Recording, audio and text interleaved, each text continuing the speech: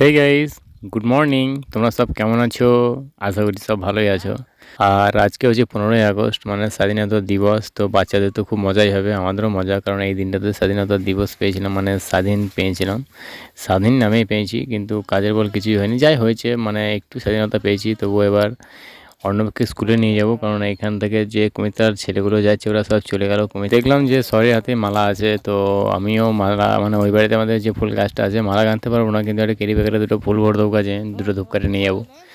তো অর্ণবকে দিয়ে এলি আমি ছুটি। আর আমিও স্কুলে একবার দেখবো ভাবছি। তা যেতে যেতে এখান থেকে যেলাম, তো যেতে যেতে দেখছি গোষ্ঠটা পতাকা উত্তোলন করছে, তো ওইখানে একটু দাঁড়িয়েছিলাম। তো সকালবেলাকার ব্লগে তোমাদেরকে বলেছি। আর দেশটা স্বাধীন 1 মিনিটে হয়ে যায়নি, মানে বহু বছর লেগেছে দেশটা স্বাধীন করতে। যখন ইংরেজরা এসে আমাদের ভারতবর্ষে রাজত্ব জুড়ে দিয়েছিল, তখন আমাদের মতন এই বাঙালি কয়েকটা ছেলেই হয়তো এরমভাবে উঠে লেগেছিল, তো তাদের দ্বারাই আমাদের দেশটা স্বাধীন হয়েছিল।